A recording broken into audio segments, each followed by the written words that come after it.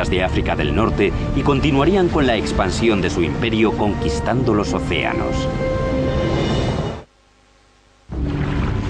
En el 520 a.C., 3.000 remos propulsaban 60 barcos a través de los pilares de Hércules, lo que hoy se conoce como el Estrecho de Gibraltar. Hanón el Navegante, el gran almirante de Cartago, viajó hasta los límites del mundo conocido y se preparó para lanzar una estrategia que podría terminar con el dominio total del Mediterráneo. Para mí, todos los grandes exploradores, Cristóbal Colón, Vasco de Gama, que zarparon hacia lo desconocido, guardan un claro paralelismo con el primero y el mejor de todos. Hanón se hizo a la mar para ampliar los límites de la red cartaginesa de colonias e intercambios. No solo estableció relaciones comerciales, sino también ciudades enteras de nuevos colonos para conservar el control de la tierra y el acceso a sus recursos. La habilidad técnica de Cartago en el mar le reportó poder y riqueza. En el siglo VI a.C., las islas de Córcega, Cerdeña y las Baleares estaban bajo su control. El centro de su poder fluía desde una maravilla de la ingeniería, el puerto de Cartago. Esta es, sin duda, la cumbre de la ingeniería de Cartago. Aunque los datos son inciertos, los arqueólogos creen que podría haberse construido ya en tiempos de Hanón. Pero en la cima de su poder, en el siglo II a.C., el puerto de Cartago se transformó, siendo tecnológicamente superior a cualquier otra instalación marítima del mundo, y la verdadera alma de Cartago. Formaba parte de Cartago, era el corazón de Cartago, los pulmones de Cartago, lo era todo para Cartago, tanto naval como comercialmente.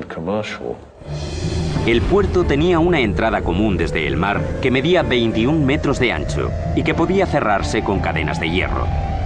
En su interior había dos puertos separados, el primero para los navíos mercantes.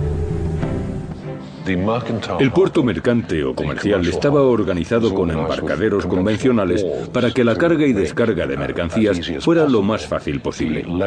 Es muy fácil imaginar a Cartago, por ejemplo, en el 400 a.C., donde se vería cómo todas las mercancías que había en el entonces mundo conocido se compraban, transportaban y vendían en la ciudad. El segundo, un puerto circular, estaba diseñado para el uso militar. Una serie de 30 muelles dispuestos simétricamente. Otros 140 atracaderos salían en forma radial del perímetro del puerto circular, lo que permitía que todo el puerto tuviera una cabida para 220 barcos. Actualmente se ha excavado un único dique seco, un recuerdo de la fuerza que una vez tuvo el puerto. Esto es todo lo que queda del Cozón o puerto militar de Cartago. Un cozón es un puerto interior excavado en la tierra en lugar de en la costa. Con todas estas maravillosas villas, es un poco difícil imaginar que este puerto fuera el centro de la riqueza y el poder de la antigua Cartago. Pero el centro neurálgico de este foco marítimo es esa isla circular de allí donde había 40 o 50 plazas para barcos en dique seco. En lo alto había una gran torre desde donde las trompetas tocaban, los heraldos ordenaban y los almirantes supervisaban, por ejemplo, la vigilancia de los barcos que venían del mar, fueran amigos o enemigos. A su vez, esos barcos no podían ver muy bien lo que estaba pasando en el puerto. Nadie podía compararse con esta fuerza, este poder, por no hablar de su habilidad para la navegación y el mar. Así que cuando se retiraban las barreras del canal y se disponían a zarpar, como los aviones en la Segunda Guerra Mundial, estos barcos iban muy rápido por el canal al Mediterráneo. La gente los veía acercarse y pensaban, Cartago está aquí. Durante 2 siglos, Cartago dominó el Mediterráneo. Pero había un rival al otro lado del mar, al norte, que se estaba convirtiendo con paso firme en una máquina militar con una fuerza sin igual. Roma. Estas dos superpotencias pronto se disputarían la joya del Mediterráneo: Sicilia. Cartago se creó para comerciar. y Sicilia era fundamental para este comercio. ¿Por qué? Porque está en pleno centro de la ruta de navegación más importante del mundo. Quien controle Sicilia controlará estas rutas cruciales de comercio.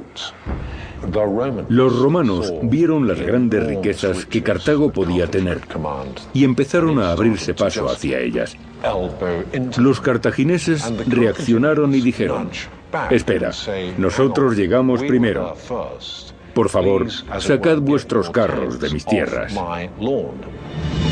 Ahora Roma y Cartago tenían colonias en Sicilia. Esta tensión desencadenaría una serie de guerras que conmocionarían al mundo antiguo. Para los romanos, Cartago era una lanza que apuntaba justo al corazón de Roma y a su floreciente imperio de comercio. Así que, por supuesto, pensaron que debían eliminarla. Se conocerían como guerras púnicas, llamadas así por la palabra romana para referirse a los fenicios. El resultado cambiaría el curso de la historia del mundo, y Cartago estaría dirigida por uno de los mayores genios militares de todos los tiempos. A partir del siglo III, la República de Roma es convocada en el sur de Italia por una ciudad griega en busca de ayuda para luchar contra los piratas.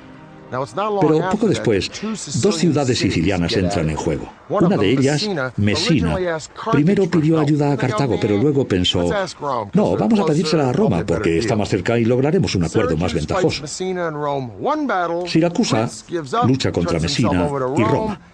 En una batalla, abandona y se rinde y se entregan a Roma. Y esta, en cuestión de décadas, consigue todo el sur de Italia y el este de Sicilia. Esto provoca la ira de Cartago, y así empieza la Primera Guerra Púnica. El resultado de esta guerra no solo decidirá quién se queda con Sicilia, sino quién va a gobernar todo el Mediterráneo meridional. En el 264 a.C., Roma y Cartago empiezan la Primera Guerra Púnica. Al cabo de 17 años, los dos bandos seguían estancados en una sangrienta contienda.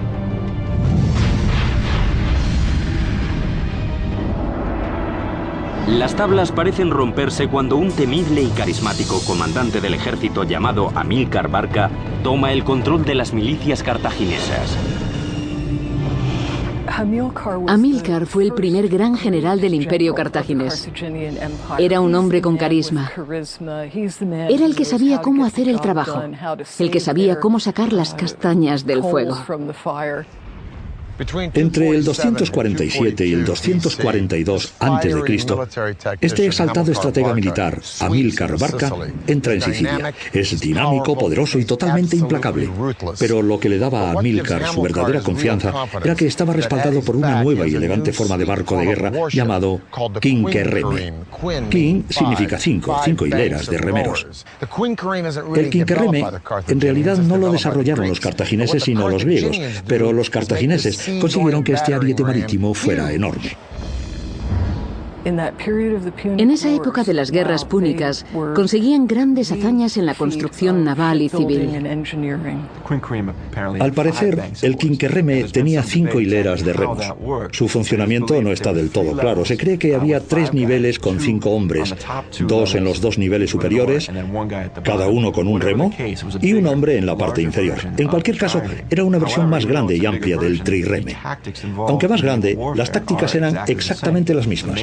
El objetivo principal era embestir contra los barcos enemigos. Estaban diseñados para eso. Equipados con arietes bañados en bronce, su diseño los hacía muy veloces y manejables. Eran barcos rapidísimos. Intentar golpear un buque de guerra cartaginés era como intentar golpear a Mohamed Ali en sus días de gloria. Un quinquerreme solía tener 36 metros de largo y de 3 a 5 metros de ancho, en los que cabían 420 marineros. Con la carga y la tripulación, un quinquerreme llegaba a pesar más de 100 toneladas. En mar abierto, estas superembarcaciones eran máquinas de matar. Estas cosas se te acercaban a velocidades impensables y golpeaban el casco de tu barco hasta hacerlo temblar. Tu barco se tambalea y empiezas a hundirte. En cambio, el trirreme seguramente se emplearía para enzarzarse en una pelea en alta mar con el barco enemigo. Los cartagineses no se andaban con chiquitas. Te golpeaban una vez, te ibas a pique y se iban a por el siguiente. Era mortal. La genialidad de los cartagineses estribaba en la producción en masa de estos barcos. Tomaban piezas prefabricadas y las ensamblaban en una cadena de montaje. Así que los enemigos sabían que en cuanto hundieran un quinquerreme, aparecería otro por el horizonte. Esto supuso una clara desventaja para la flota romana, hasta que se hicieron con un quinquerreme a la deriva y lograron deconstruirlo. Así se hicieron una idea de cómo estaba ensamblado y probaron a armarlo ellos mismos. Capturaron un quinquerreme cartaginés encallado e hicieron decenas de copias. Estas copias ni siquiera eran tan buenas como los originales. Estaban hechas de madera joven y al poco tiempo se desmontaban. Pero ese poco tiempo fue el que necesitaron los romanos para inclinar la balanza a su favor. Las flotas de África del Norte y continuarían con la expansión de su imperio conquistando los océanos. En el 520 a.C., 3.000 remos propulsaban 60 barcos a través de los pilares de Hércules, lo que hoy se conoce como el Estrecho de Gibraltar. Hanón el Navegante, el gran almirante de Cartago, viajó hasta los límites del mundo conocido. El centro de su poder fluía desde una maravilla de la ingeniería, el puerto de Cartago. Esta es, sin duda, la cumbre de la ingeniería de Cartago. Aunque los datos son inciertos, los arqueólogos creen que podría haberse construido ya en tiempos de Hanón. Pero en la cima de su poder, en el siglo II a.C., se preparó para lanzar una estrategia que podría terminar con el dominio total del Mediterráneo. Para mí, todos los grandes exploradores, Cristóbal Colón, Vasco de Gama, que zarparon hacia lo desconocido, guardan un claro paralelismo con el primero y el mejor de todos. Hanón se hizo a la mar para ampliar los límites de la red. El puerto de Cartago se transformó, siendo tecnológicamente superior a cualquier otra instalación marítima del mundo, y la verdadera alma de Cartago. Formaba parte de Cartago, era el corazón de Cartago, los pulmones de Cartago, lo era todo para Cartago, tanto naval como comercialmente. El puerto tenía una entrada común desde el mar que medía 21 metros de ancho. Red cartaginesa de colonias e intercambios. No solo estableció relaciones comerciales, sino también ciudades enteras de nuevos colonos para conservar el control de la tierra y el acceso a sus recursos. La habilidad técnica de Cartago en el mar le reportó poder y riqueza. En el siglo VI a.C., las islas de Córcega, Cerdeña y las Baleares estaban bajo su control.